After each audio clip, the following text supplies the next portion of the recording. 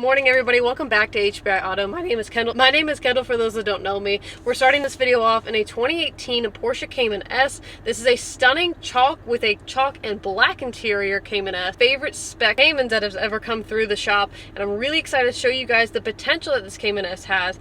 I've always considered the Cayman S to be the next tunable street car. As far as young adults getting into the car scene and modifying cars, you know, lowering them, putting wheels on them, and kind of giving them that street stance appearance, I really feel like the Cayman and older 911s are that next step for my generation of drivers. Enough of that. I'm going to test how good this drivability is, just taking it around town and showing you guys what this Cayman S has to offer. Now, the Cayman S platform obviously isn't as, so to say, iconic as the 911, and it's really not as fast as compared to the 911 GT3s, the RS, and so on and so forth. But with 350 to the wheel, coming out of a 2.5 liter boosted engine, it can get up there and it can get pretty peppy, especially if you are more on, say, tail of the dragon. You're on more narrow and curvy roads. It can really put itself to work and keep up with the older sibling, along with a plethora of other cars. You just have to give the car a chance. Another major bonus is that the engine is situated in the mid-rear, whereas the 911 is situated in the full rear.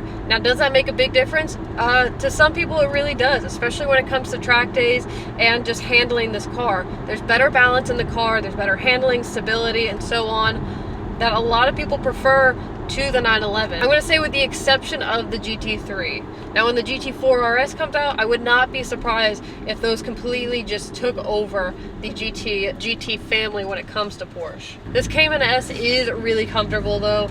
The 18-way power seats are so nice to work with. I don't know why, but they're squishy, but they're still firm and they still feel really sporty to me.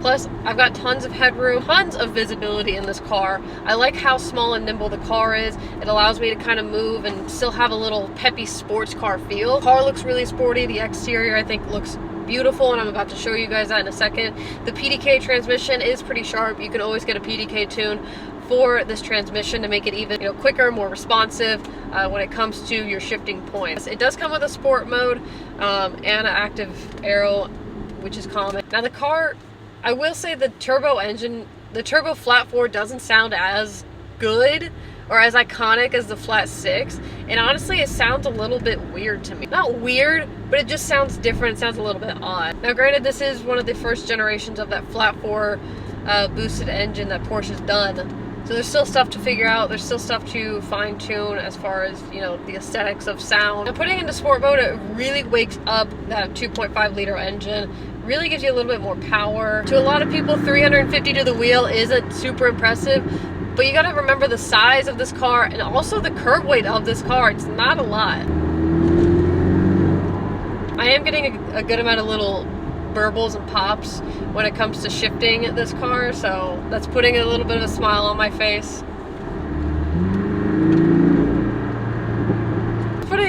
It's there. I think the little pep is there. I think I'd honestly add an aftermarket exhaust. I'd put a tune on this car and just try and really wake up that engine sound so I can hear more of the turbo, and I can also just hear that exhaust.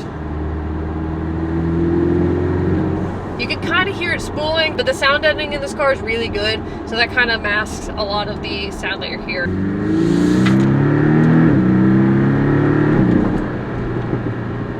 It's not bad. Alright, let's go ahead and hop out here and show you guys what this chalk paint is looking like in the sunlight. So, quick rundown on this interior. Black leather wrapped steering wheel, really nice paddle shifters. This car only has 14.7 thousand miles on it, so it's really well taken care of, low miles. Again, looking at the chalk in the black, you've got really just good aesthetics going on throughout this entire interior. I love how squishy.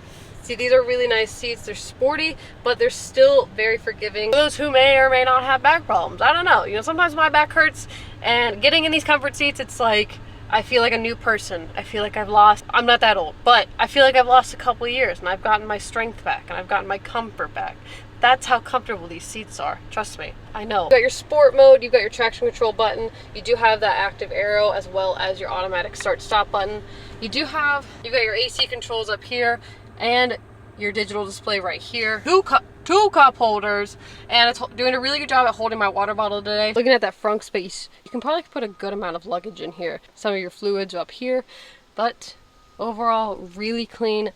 Love the trunk space. It's just a lot better than the sibling 911. So this is what the Cayman S is looking like in the sunlight. You got that beautiful paint that is done in a really nice chalk color. You've got the 5-spoke wheels. I just like to call these like the futches style. Black accents found throughout in all the aero spots right there.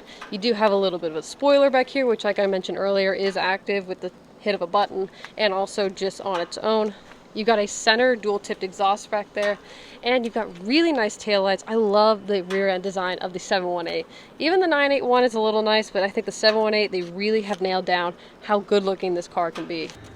Now another question would be, would I drive this, how many days a week would I drive this car? And honestly, I can say with confidence, 7 out of 7 days a week, I would take out the Cayman S. It's got really good storage, really good visibility, pretty good gas mileage for what the car is.